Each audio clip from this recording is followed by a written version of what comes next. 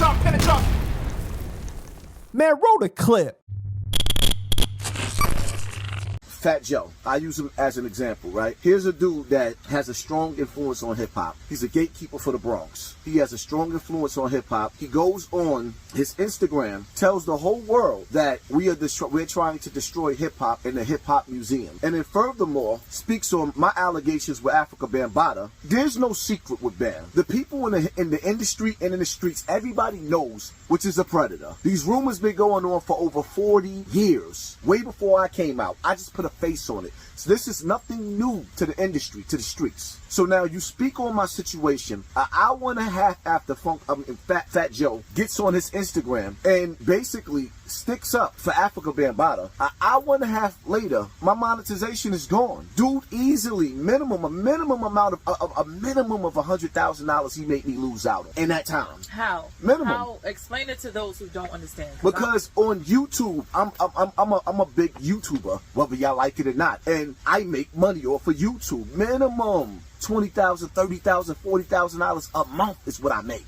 Ever since then, they done factory reset it. My notifications is not going out. I'm being shadow banned. People are trying to put money in my super chat and the money's not going through. And everybody's in the comments saying, yo, Haas, I'm trying to drop the money. They ain't going through. They ain't going through. I had to do it 3-4 times. Like, damn. Yeah, the game is really, really rigged. And my whole thing is just like, yo, let's just be serious, right? Some of us as parents, are y'all really going to stand on the side of a man? I mean, like, this Bambaataa is the Black Epstein. Africa Bambaataa is the Black Epstein. And that's what you're going to stand up for? I don't have no smoke with KR, Terror Squad, none of the rest of them dudes. I respect a lot of them dudes. A lot of them dudes is thorough dudes. But I gotta stand on what I believe. This is my life and this is my fight. So when y'all stand next to a dude that actually stood out in the open and spoke on behalf of a predator, you have to question yourself how real you dudes is. Bottom line to it is, Fat Joe stuck his chest out. It cost me money. Even if he didn't intentionally do it, that's what it led to. YouTube didn't even give me a strike when they took my monetization.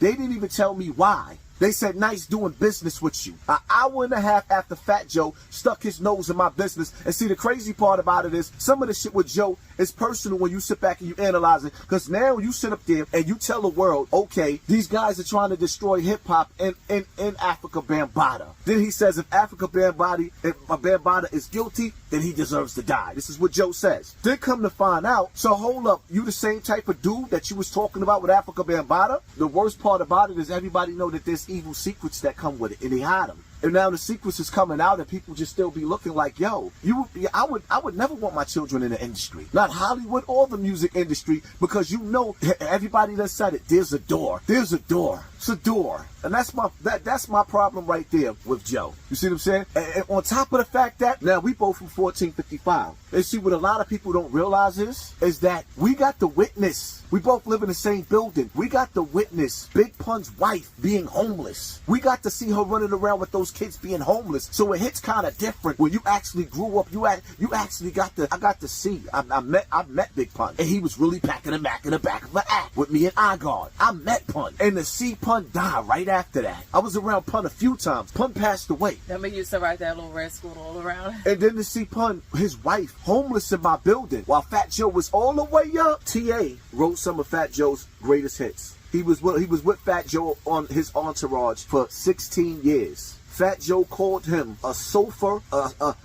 surfer. Okay. Which is the epitome of he called him a bum. How you call a man a bum who had your back and beefs all the way in Africa? Loyalty, the greatest dudes that's been around him, he did dirty. As a real man, a quote unquote, how we say we real niggas. When you sit back and you analyze that for what it is, it's disgusting. I sat back and watched Liza homeless. All she had was Pun's truck. Then to sit back and listen to T.A. and niggas will sit up there and try to clown T.A. You can't clown a dude like T.A. that was loyal. And then when Joe don't have no use for him no more, when T.A. really start getting scared because the secrets that y'all don't know, because one of the main reasons why T.A. fell back from Fat Joe, and I'll let him tell his story real soon, is because of all the assaults that was going on in them hotel rooms. Because sometimes when you a celebrity, your ego get big and your entourage do things that they ain't got business doing. And it just so happened that Fat Joe's allegations was in the news. And because he got a little bit of money and lawyers, he made it go away. When in all actuality, the man that was with him, the ghostwriter that wrote for him, the dude that was standing there knuckling up for him, fighting dudes all over the world, performing, getting kidnapped. Dude went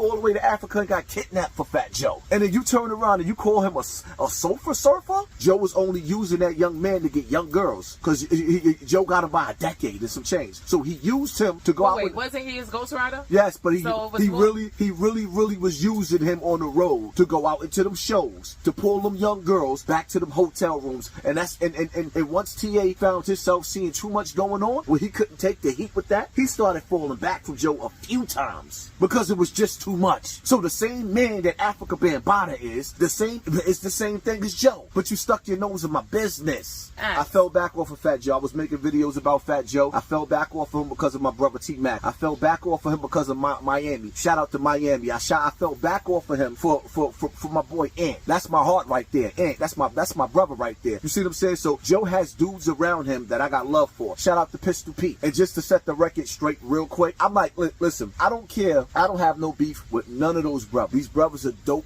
brothers. I have a beef with a nigga that got on TV, spoke about my life, what I went through with that monster of a man, what I went through with him, and then cost me over $100,000 easy. I'm minimizing that. He messed up my money. In the streets, that's more than a brick of coke, my nigga. You mess with that kind of money and it's on. And I still had to sit back and watch dudes just taking shots at me, talking about, oh, he trying to destroy hip hop. Like, what? You never got a reason on why your channel was taken down? No, they never gave me a reason. It was nothing you said. Bottom line to it is, Fat Joe owed me an apology. The nigga owed me a conversation. What if he doesn't feel responsible for that? Listen, he owes me a conversation. He reached out to Hocus. He reached out to Mac, went on the block to go find him. He could have met up with me on the block. I'm not scared of Joe. I'm not scared of nobody around him. I gets busy too. I don't care how much the soldiers around you get busy. I get busy too. And when I come out, I'll come out by myself. He owes me a conversation. Tell me to my face he ain't have nothing to do with that. Then maybe I respect it. So he owes you a conversation, not necessarily an apology. That nigga owes me an apology for insulting me and talking about if Bambaataa. It ain't no if. The dudes around Joe know who I am. And they know my word is my bond and I'm that nigga. Showbiz will tell him that. And to tell him that. So he knows that. He knows dudes around him that said, you know what, Haas is official. He cost me money out of my pocket. And I'm not even asking for that. Don't shame me and make me look like I'm an enemy to hip hop. Hip hop was an enemy to me.